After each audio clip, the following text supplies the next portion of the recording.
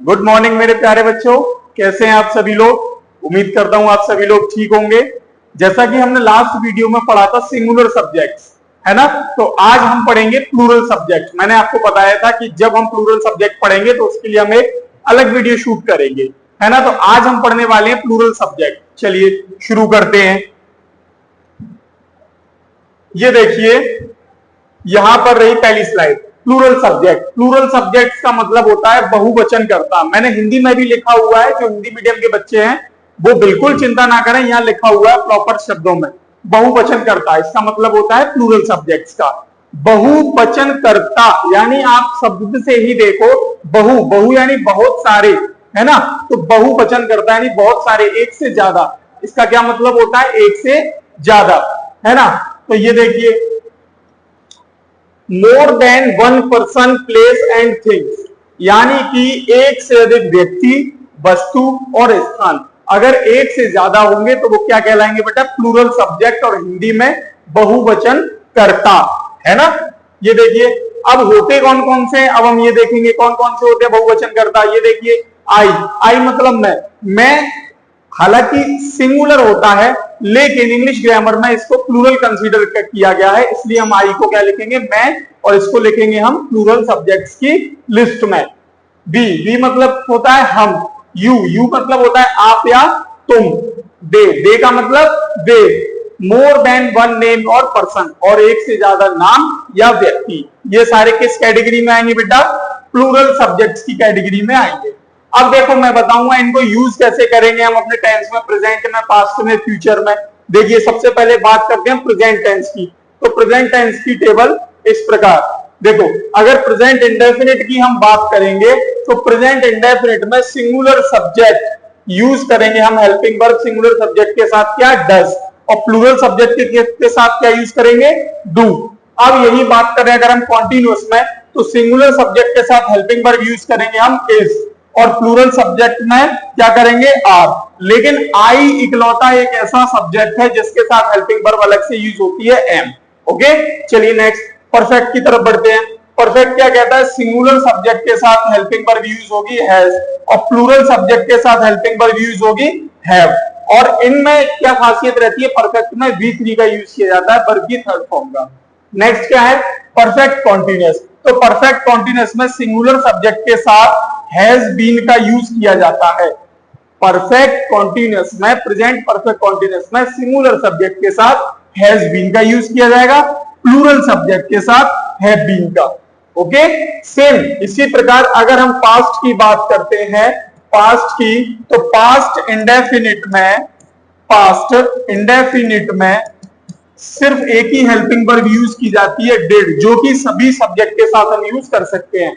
अगर past continuous की बात की जाएगी, कॉन्टिन्यूअस की, तो इसके साथ हम हेल्पिंग वर्ब यूज करते हैं वॉज और वर, वॉज और वर। आई के साथ और सिंगुलर सब्जेक्ट के साथ हम हेल्पिंग वर्ब यूज करते हैं वॉज, और बाद बाकी अदर सब्जेक्ट के साथ हेल्पिंग वर्ब यूज करेंगे बेटा वर।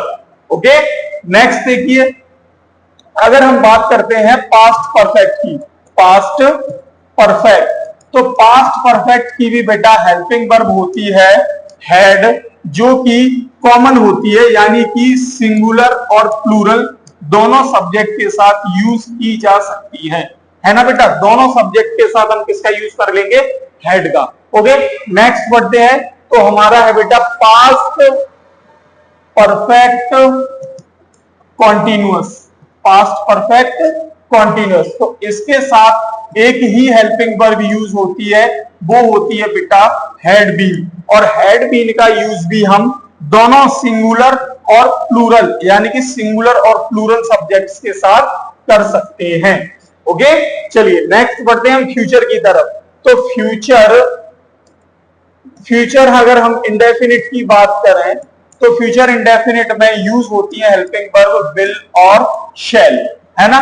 तो आई और बी के साथ हम यूज करेंगे बेटा शैल का, बाद बाकी अदर सब्जेक्ट्स के साथ किसका यूज करेंगे, विल का। ओके अदर सब्जेक्ट के साथ हम विल का यूज करेंगे। अगर यही बात हम कॉन्टिन्यूअस की बात करें कि भैया फ्यूचर कॉन्टिन्यूअस में किस हेल्पिंग वर्ब का यूज होगा, तो फ्यूचर कॉन्टिन्यूअस में हेल्पिंग वर्ब का यूज होगा विल बी और होगा बेटा शैल बी, है ना, विल बी और शैल बी। सेम वही कंडीशन है, अदर सब्जेक्ट के साथ हम यूज करेंगे बेटा क्या, विल बी, क्या यूज करेंगे, विल बी, और आई और बी के साथ क्या यूज करेंगे बेटा, shall be. Okay, same thing हमारी फ्यूचर परफेक्ट में है। फ्यूचर परफेक्ट में देखिए आप, विल बी और शैल बी को हम हटाएंगे यहां से और इसको हम परफेक्ट में कर देंगे विल हैव और shall have.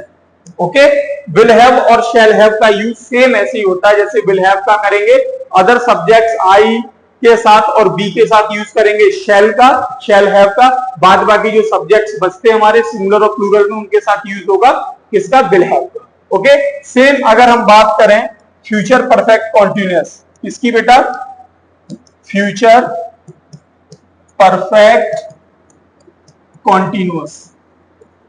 Okay, future perfect continuous, अगर इसमें बात करें तो हेल्पिंग वर्ब यूज होती है विल हैव बीन और दूसरी यूज होती है बेटा शैल हैव बीन, है ना, ये समय के साथ वाले वाक्य हैं। तो विल हैव बीन का यूज अदर सब्जेक्ट्स के साथ, है ना, और इसका यूज बेटा आई और बी के साथ।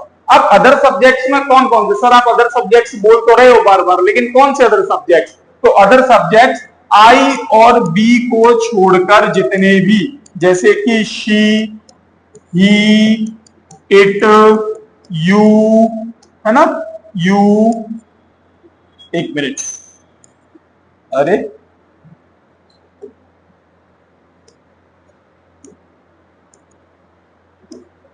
यू और दे,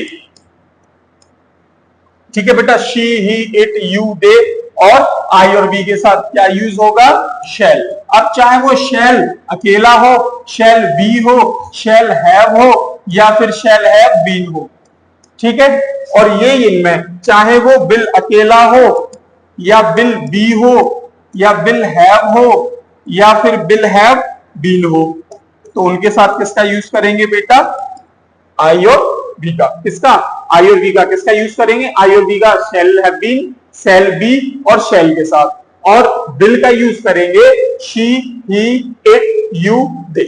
ओके, उम्मीद करता हूं आप लोगों को आज ये वीडियो समझ आई होगी, वीडियो में जो भी चैप्टर्स मैंने पढ़ाए समझ आए होंगे। थैंक यू, जो भी नेक्स्ट चैप्टर होंगे आपको आगे वीडियोस में मिल जाएंगे।